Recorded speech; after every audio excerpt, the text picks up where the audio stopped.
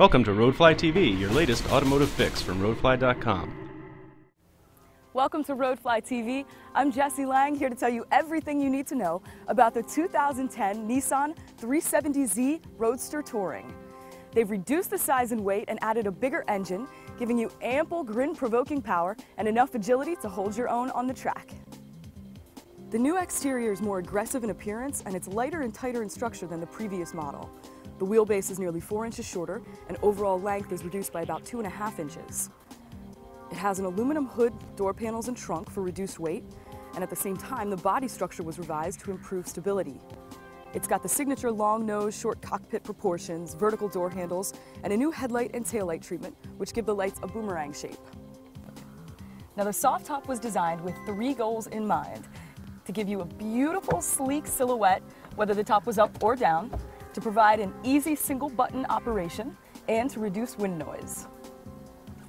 The top operation takes about 19 seconds start to finish and is controlled by a center console-mounted switch. The trunk is pretty small, but you just might be able to squeeze a bag of golf clubs in there. The shortened 100.4-inch wheelbase gives it dimensions more similar to that of a classic Roadster, and the 370Z is about 100 pounds lighter than its predecessor. It's got a 3.7-liter V6 engine that delivers 332 horsepower and 270 pound-feet of torque. It goes from 0 to 60 in about 5.1 seconds. I'm really impressed by the interior and exterior styling. Every time I park this car and get out of it and take a look at it, I exclaim something like, "Damn, you're sexy." And the weather here has been really beautiful this week, so I've spent all of my days driving it with the top down, which is absolutely the way to go. So much fun. Inside, it has a digital information screen to the left of the tachometer, and your steering wheel has Bluetooth, audio, and cruise control. And above the center stack, you have 3 dash-mounted gauges, which I think look really cool. And below them, you have your audio and climate controls, as well as your seat ventilation controls. Now, the only issue with the seat ventilation is that it's pretty noisy, even when you have the top down and the wind is rushing by. But other than that, it's a really cool feature. The accessory power jack is located on the passenger side, right about shin level, which I thought was kind of weird until I realized that there's additional power jacks here in the center console, along with a USB port for your music player. The seats are strong, supportive, and comfortable, and they're actually a little bit higher than before, which gives you much better visibility. You also have these little shelves behind your seats where you can stow a bag. They're big enough, I guess, for a duffel bag, and a couple purchases. But anything bigger than that, you're gonna have to head to the trunk. There's also a glass baffle with the Z logo back here in between the roll bars, which really helps reduce wind. With the top down, the cockpit's actually pretty quiet. The wind blocker does a good job. And you can have a conversation without shouting up to about 60-65 miles per hour. Then it gets a little tricky. It's got an advanced 4-wheel independent suspension. The double wishbone front suspension uses lighter aluminum arms and a lighter cradle, along with a lighter stabilizer bar.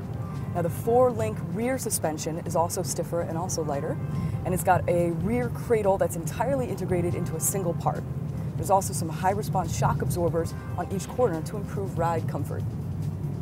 The steering is quick and precise, gives you lots of feedback, and the brakes are very strong. This car is incredibly fast and very fun to drive. It's like a little antidepressant. More than once this week, I stuck my hands at the top and shouted, "I love my life!" But then I remembered I got a speeding ticket last week and I'd better take it easy. Now, only 2 option packages are offered on the Touring model. The Sport package, which will give you 19-inch wheels, Nissan Sport brakes, Synchro Rev Match, and Viscous Limited Slip Differential. And then there's the Navigation package, which gives you a navigation system, 9.3 gigs of hard drive space, streaming Bluetooth, and USB connectivity. Fuel economy is not too bad. You get about 18 miles per gallon in the city and about 25 on the highway. As for the pricing, a base model comes in at just under $42, and our test car, which has the navigation package, came in at just over $45.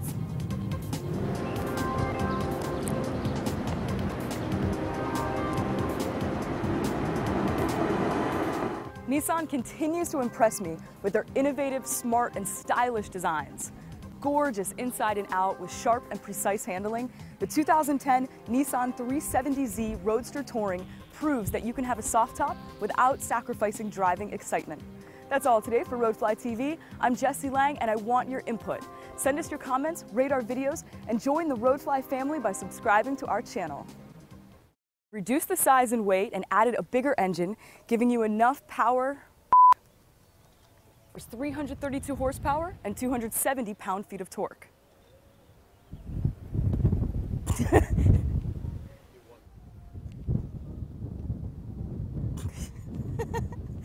Weather alert.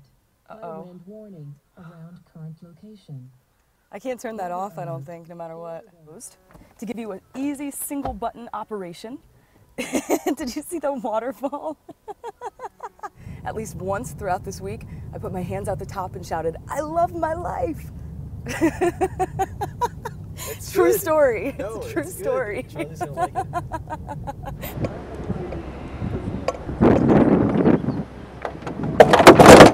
Whoa, could have been bad. Try that again. Okay. Maybe say like it's big enough for your purse or small. I know, but I don't want to say purse and be all girly. It's big enough for your gym bag or, Yeah. or your European Boxing gloves. shoulder satchel. Watch the deer. Roadfly.com, the internet's best resource for buyers, sellers, and owners like you.